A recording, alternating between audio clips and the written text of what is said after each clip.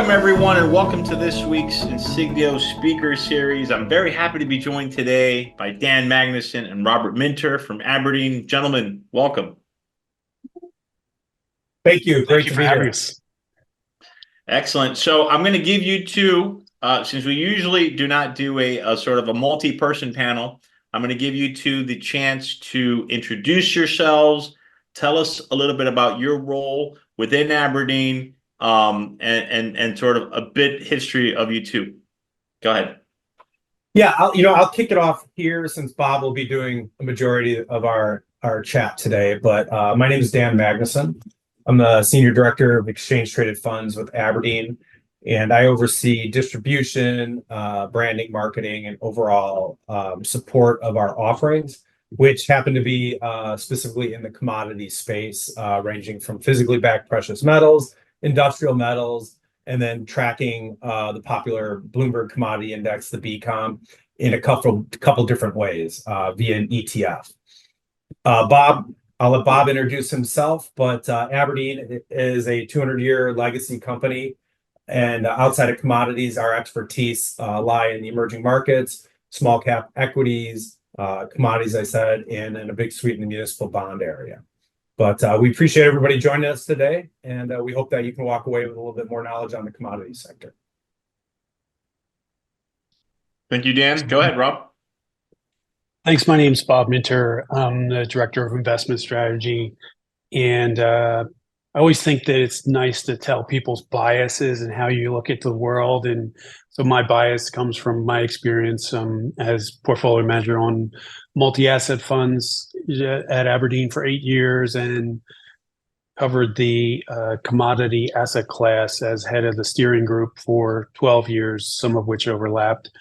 And so and to look at correlations when things are moving unlike they should be as and stick out to us and make life more interesting. Mm-hmm. Excellent. So I think we're coming here at a very opportune time because since about, I would say 2020 or late 2020, we have, and I say we, I mean here at Insignio, we've called or we said we're in the beginnings of a multi-year structural bull market in commodities. That was largely predicated on, let's keep it light and say the U.S.'s relative power decline and other factors that were going to sort of make inflation more systemic, more structural than it had been for many, many years. Let's start right off the bat. Can you guys tell us, are commodities good inflation hedges over time, and where's the evidence? Sure. So we would agree with that. It's tough to, we all like to show evidence of our beliefs. And so if you took the producer price index in the US, which is goes back a very long time, and we took the producer price index and divided by the S&P 500, and we can take the data back to 1870, and you come up with 18-year cycles that alternate between inflationary cycles and deflationary cycles. We're all adults. We get that the inflationary cycles are not in a straight line. You can pick some point in there to buy commodities and lose money. But what is surprising is that these cycles are so long. It's surprising only to people that don't live in a commodity producing country where we would understand that, the price has to rise. Then you start to get capital allocated to the producers of that commodity, and then you have to explore for the reserves of the commodity and develop the mines, and then develop and connect all of the supply chains to the mine, and then you start to actually get a supply response, and it takes a while for that. And a lot of things have happened in the last 4 or 5 years that have really made that probably even a longer reaction time and make the case for the commodities bull market. Things like deglobalization at the margin, maybe a better way to call it is onshoring or friendshoring, and What that really means is that capital doesn't get allocated to the place where it's treated best. It goes to where it's, where it has a friend. And so that will take longer to react. So we agree with you in the commodities bull market. No, so that's great that you mentioned that, and it's so funny because I just got off a call right now, like right before we started here, with a bunch of investors down in Southern Cone, and we talked about several structural bull markets, and this being one of them, by the way. Another one that we talked about was protectionism. So, and what we told people, and you tell me if I'm wrong with this, obviously, because these things don't go in a straight line. What we've told people is that in structural bull markets, what you need to do is that when prices shoot down after a run up, you have to buy them, which is the opposite of what you should do in structural bear markets, right? Which is, for example, what we think we're in treasuries, right? That you go long tactically when there's an opportunity arises, when there's been too much of an oversell, you go long tactically, but then you eventually sell because you know that new high in the yield or the next high in the yield is going to be higher than the previous high, and the next low will be higher than the previous low. So with the bull market in commodities, if it's true that we're in one, as we think we are, and it sounds like you guys are as well, you need to use opportunities when prices fall to add to positions. Now, clearly, if the US goes into a recession, let's say, commodity prices are going to fall, and if global growth falters, commodity prices will fall. So how do you guys see the near-term tactical? Let's stay away from the sort of longer-term structural thesis, because I think our guys are probably tired of hearing it from us, to be quite frank. So let's talk about the near-term tactical picture. We've had a recent run-up recently. How much of this is due for, or how much of it is due to sustainable factors that will, happen or occur tactically here? Sure. So I'll take a commodity that we probably all are familiar with, gold. And, we've had a pretty nice run recently. And what's really been surprising to us is who has and who has not participated in that run up. Typically, what happens is the federal funds cycle, or sometimes people use a real interest rate cycle. And so ETF investors in particular would tend to sell gold when real interest rates rise. And real interest rates, of course, are the nominal rates minus the inflation. And so starting 2 years ago, ETF investors started selling gold. In fact, they've sold 750 tons of gold in the last 2 years. That, in perspective, that's an awful lot of gold. That's now, ETF investors now own the same amount of gold that they owned in 2019, as if none of this money printing, tremendous shock and awe level stimulus ever occurred in the US. Right. We know that's not the case. It actually did occur. So while the ETF investors were selling, central banks were buying. And they not only were buying they bought 3 times the amount of gold that the ETF investors were selling. And recently, some hedge funds have started to add some futures and options positions. But we don't think the central banks are going to stop buying. There are structural reasons for that. The U.S. has gotten a bit heavy-handed with their foreign policy. It's not political. It's the last 4 presidents, not just from any one party. Right. And so what's interesting to us is what happens when we do get a rate cut, which we're going to get at some point here. We could invite the ETF investors to the party, and then we really do start to get some pretty big gains. Yeah. What's interesting to me is that where we are seeing some retail buying of gold is in Asia, which is precisely those are the governments that have been most fiscally responsible compared to the West, which has been off the rail. I mean, we saw the White House budget for 2025 over $7 trillion, 26% of GDP. Imagine the U.S. economy is growing above 2%, and we're talking about 26% of fiscal stimulus, right? And again, that's not a political thing. I don't want people to think that way. Neither the Republicans or Democrats have made any inkling that fiscal responsibility or austereness is in the cards for either side anytime soon. Clearly, the market's going to have to force this. So let me ask you this: besides gold, what other, where else are you seeing opportunities?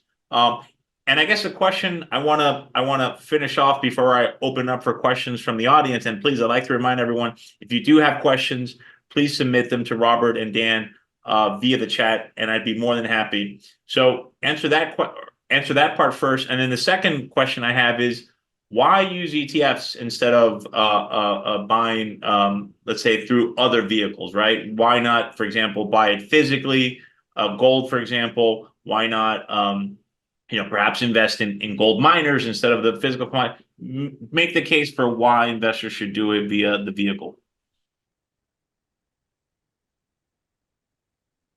Sure. So, in our recent history, we know what happened during COVID. Miners shut down. Miners couldn't, the mine workers couldn't get into the mines. That was bad for mining stocks. That was great for the metals prices of the metals that were produced.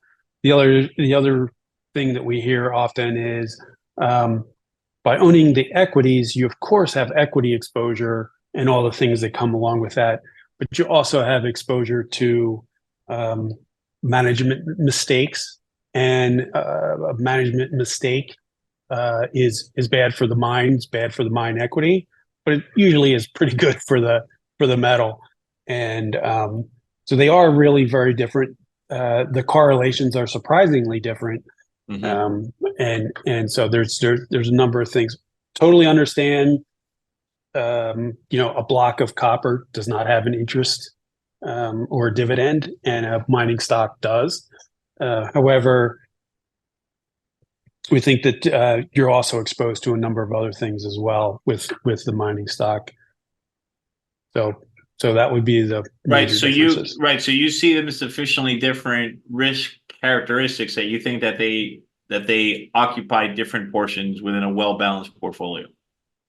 Correct. And in addition, some of the governments that the mines operate in are increasingly looking at things like the energy transition as a lottery ticket. And so they're going back to the miners, the mining companies, and saying, we're going to raise your taxes. We're going to ask you to do a couple more things for the community, which they've always done. And certainly they can manage around if they know about these costs before they work up their spreadsheet on which part of the reserve they're going to work and which part they're going to leave alone. So before they complete the mine project and the surveying, et cetera, fine. After they've already started, it's a problem. And those changing input costs hurt the mining equity, but not the mine price. They actually help the mine price, the metal price. What type of expense ratios can investors find in these commodity linked ETFs of yours? Dan, do you want to? Yeah, sure. So on our ETFs, industry wide, we have one of the lowest cost gold ETFs. We have the lowest cost silver ETF. It actually undercuts most of the competition by 40%. And we also offer one of the only physically backed platinum and palladium ETFs. So in the physical metal space, and I say physical metal, to your question of earlier, is what vehicle is the best? You can store metal on your own, and it's in a vault, and you'll get a statement every quarter or every month that indicates what you own on the vault, and it's attributed to you. An ETF is a similar process, whereas the ETF actually owns the bullion that we store in a secure vault. But you as a shareholder on your statements get a representation of that pile of metal as an allocation per share. And what we do to reassure you that those are held in the vault is we publish a daily bar list for each of our funds. So you can pull up the serial numbers of each bar that is held in our gold, our silver, our platinum, and palladium vaults. And then we also go to extra levels to have those audited by third parties to validate what we say. So that makes an ETF very efficient vehicle to carry your exposure to precious metals. And we've worked very hard over the last several years to price our products efficient enough. So, 17 basis points is our cost for gold. Now, full disclosure, our gold ETF isn't the lowest cost in the industry, but it is a very well put together prospectus. And we have a lot of the measures in place to reassure the investors that what's in our vault is what we audit. I can't say that all the competition is as stringent as we are on managing this aspect. And then we have broad commodities. We actually have the benefit of being, if not the lowest, one of the lowest broad commodity funds on the market. And that ticker is BCI. And then there's also BCD. And basically those track the BCOM commodities benchmark. And we do that in two ways. And you can look at those ETFs to determine which one best suits you. Okay. You want to repeat those tickers again? Sorry, please. Sure. So for broad-based commodities, BCI, an easy way to remember that is the Bloomberg Commodity Index, total return. That's what we track. Right. That gives you the direct front month exposure to the BCOM. Now, the BCOM isn't really investable, but the BCOM total return is the investable version because we have a collateral that we have to invest, and that sits in 1 to 3 month treasuries. You want to tell the breakdown of that, generally speaking, the biggest components of that index for the investors to hear? Yeah, no, absolutely. So what's unique about BCOM is they consider economic significance. And I'll touch on this because that's actually the takeaway for when you look to allocate. We look at a popular benchmark out there, the GSCI. The GSCI looks at world production. When you consider world production, energy is going to be a big component, right? Because as a production standpoint, oil, natural gas, it's in high production capacity. But when we consider economic significance, things that are in low production, like gold and silver, are missed. So when we look at weightings, we've got roughly just under 20% in precious metals with the BCOM. Where you look at a GSCI, they're sitting in the 5% range. They're missing the significance that those commodities come to the table with. But more importantly on this weighting is BCOM has restraints. So no total group like energy can represent more than 1/3 of the benchmark of the index. So the index when it rebalances once a year in December can never go above 33% for the whole energy suite. Right. The GSCI at times is 60%. So that's a momentum play on energy, really, when you look at it. Right. But they go another level where no individual commodity can be more than 15%. And we're actually doing that with gold right now. So gold is capped at 15%. So we've matched that weighting and we're maxed out on it. And the reason is the economic significance is so great of gold that it warrants a larger allocation. But we're mindful not to over allocate as to not turn this into a tilted fund. The goal of BCOM is to give the investor a diverse, liquid benchmark that they can put in a core portfolio, something that they can hold in a strategic static position that's not for a few months while they capture a seasonality aspect of commodities, more along something that they're implementing in their portfolio as an efficient measure to have a non-correlated asset class, something that will resemble what it looks like now as it does down the line that you can benchmark to. And then the last point I'll make is that it evolves. The fact that economic significance is considered, things like industrial metals will increasingly start to warrant a larger portion of that model as we transition out of fossil fuels and into other means of energy supply. And that economic significance will grow. So that's why we partnered with Bloomberg.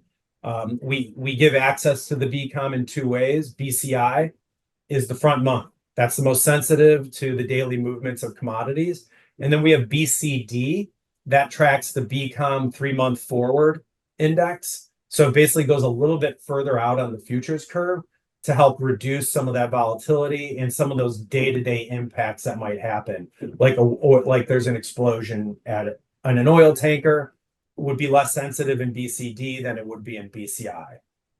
Oh, that's interesting. So you guys actually have different term premiums there. That's great. What's the TER for both of those? Bob? I will have to look those up.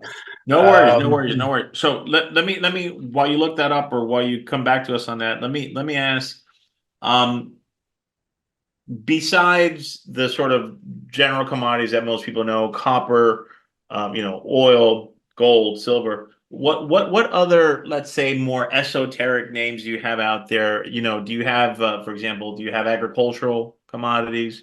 Do you have, we recently just put out a piece on nuclear energy, which is something we're very bullish on.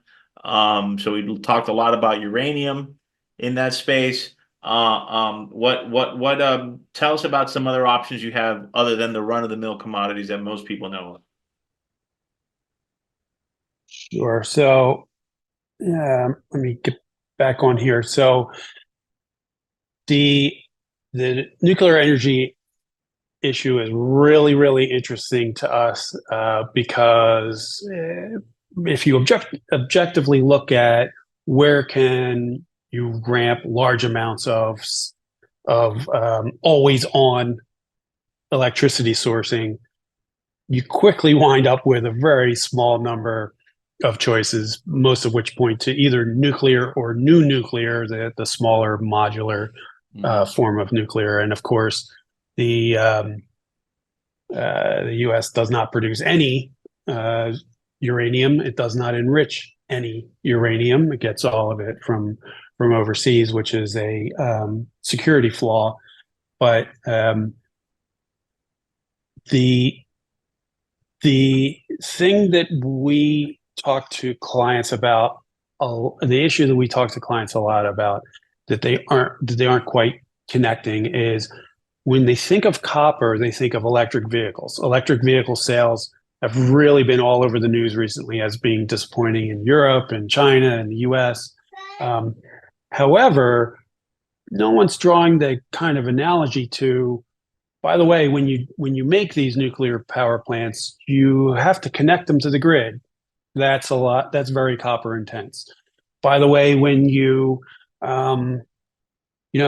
if you do a chat GPT search, it's 10 times more energy intensive than a Google search. So everyone loves NVIDIA, everyone loves AI. However, these chips don't go with salsa, they go with copper. You have to power them, you have to connect them to the grid. It's very, very copper intense. And so copper for electric vehicles and wind turbines and solar panels and NVIDIA chips and nuclear power plants, everything winds up using copper. And the problem, of course, is there's an awful lot of copper supply disruptions for a wide variety of reasons.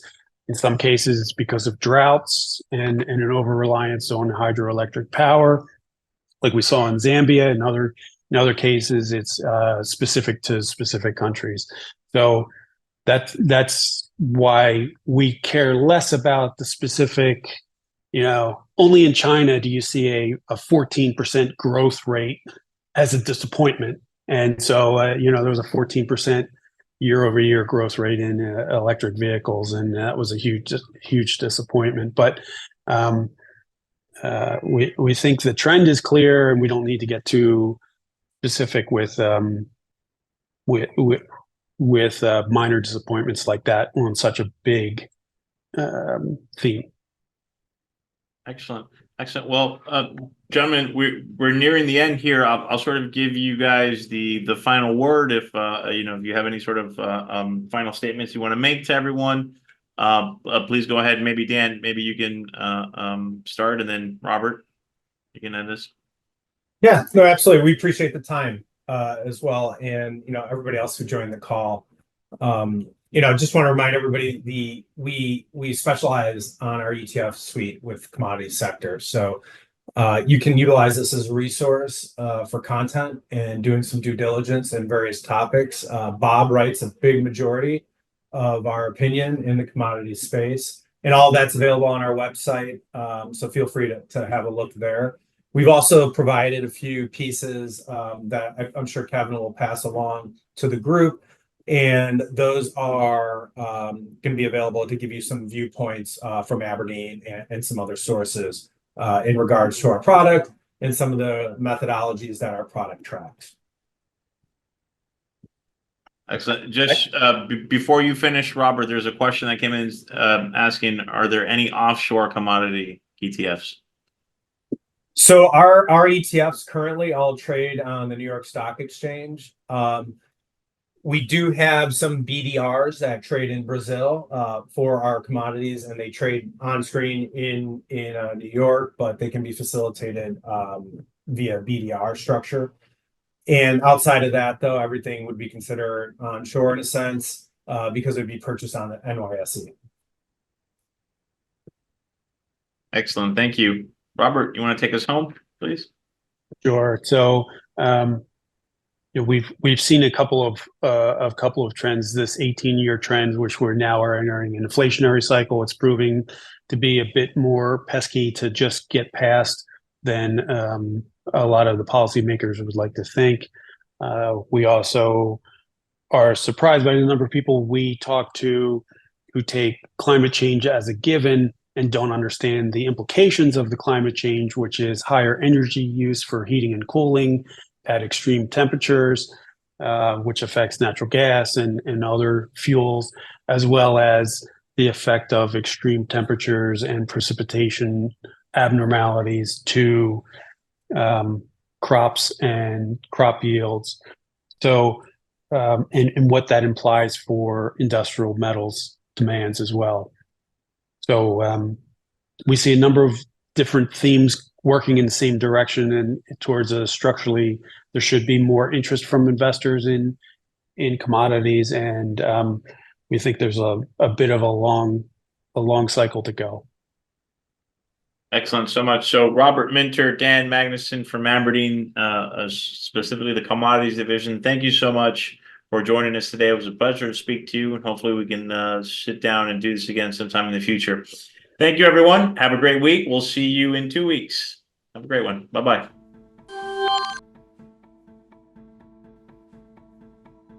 Insignia Financial Group, LLC comprises a number of operating businesses engaged in the offering of brokerage and advisory products and services in various jurisdictions, principally in Latin America. Brokerage products and services are offered through Insignia International Financial Services, LLC, headquartered in Puerto Rico, and through Insignia Securities, LLC, headquartered in Miami. Both are members of the Financial Industry Regulatory Authority, FINRA, and Securities Investors Protection Corporation, SIPC. Investment advisory products and services are offered through Insignia Advisory Services, LLC, an investment advisor registered with the Securities and Exchange Commission. In Uruguay, advisory services are offered through Insignia International Asesores de Inversión Uruguay, SA, Insignia Asesores de Inversión Latam, SRL, and Insignia Asesores de Inversión de Uruguay, SRL, in Argentina, and through Insignia Argentina, SAU, and in Chile through Insignia Asesorías Financieras, SPA. Collectively, these 8 operating businesses make up the Insignia Financial Group. To learn more about the broker-dealers, including their conflicts of interest and compensation practices, please go to https://insignia.com/disclosures/ or via www.finra.org. To learn about Insignia Advisory Services and any conflicts related to its advisory services, please see its Form ADV and brochure, which can be found at Investment Advisor Public Disclosures website, https://advisorinfo.sec.gov/.